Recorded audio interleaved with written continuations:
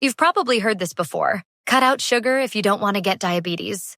Doctors say it, magazines scream it, health influencers swear by it. But let's pause for a second and ask, is sugar really the enemy? Or have we been blaming the wrong culprit all along? Type 2 diabetes is one of the fastest growing health conditions in the United States. Over 37 million Americans live with it today, and more than 96 million have prediabetes.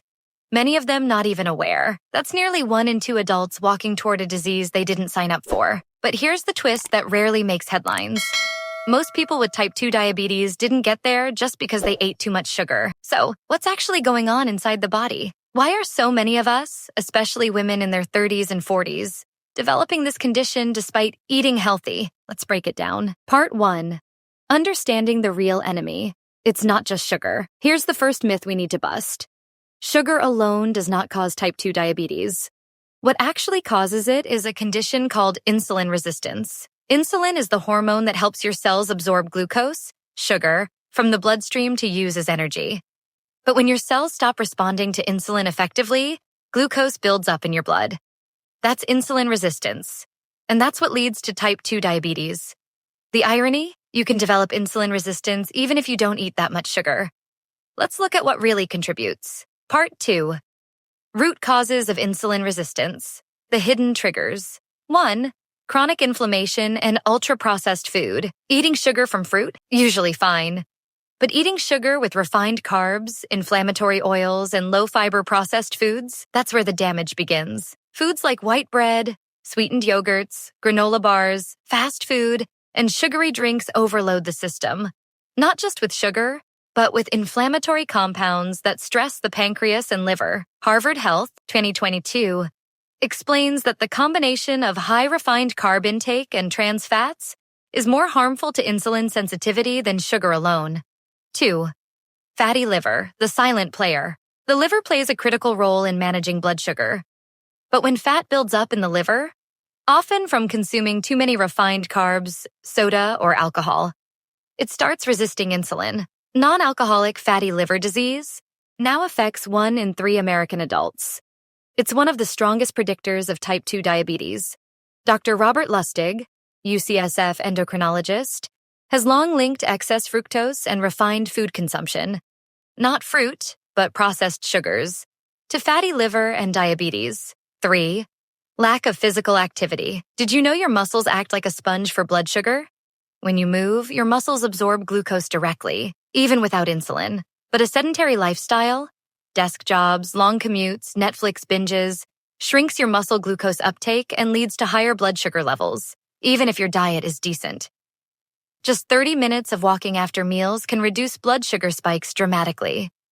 American Diabetes Association, 2023, reports that post-meal movement reduces glucose by up to 30% in prediabetics. Part 3. Stress, hormones, and sleep. The overlooked trio. 1. Cortisol, the glucose elevator. When you're stressed, mentally or emotionally, your body releases cortisol, which tells your liver to dump glucose into your bloodstream, just in case. This might have helped our ancestors run from danger, but today it just leads to chronically high blood sugar. Long-term stress, long-term glucose elevation, insulin resistance. 2. Lack of sleep. You can eat perfectly and still have poor blood sugar if you're sleeping less than 6 to 7 hours a night. Studies show that just 1 night of sleep deprivation can reduce insulin sensitivity by up to 33%. Women with sleep apnea, shift work, or newborn care are especially vulnerable. Sleep Research Society, 2019. Sleep loss affects beta cell function and increases diabetes risk by altering hunger hormones. 3. Hormonal imbalances. Women with PCOS, polycystic ovary syndrome, for example, often experience insulin resistance as a core symptom, even without being overweight. Estrogen, progesterone, and cortisol shifts, especially during perimenopause, also affect how glucose is processed in the body. Part 4. So, should you quit sugar completely? Here's the truth. You don't need to go zero sugar. You need to go zero confusion. What actually works? Eat whole, fiber-rich carbs, sweet potatoes, quinoa, oats. Balance meals with protein, healthy fat, and fiber. Reduce ultra-processed foods, especially sugary drinks. Walk after meals, or at least move your body. Get 7 to 9 hours of quality sleep. Manage stress with yoga, breathwork, or journaling. Take care of your gut.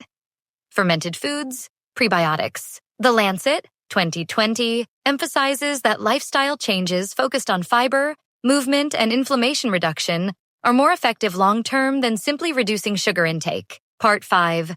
The empowering takeaway. Let's be clear. Sugar plays a role, but it's not the sole villain.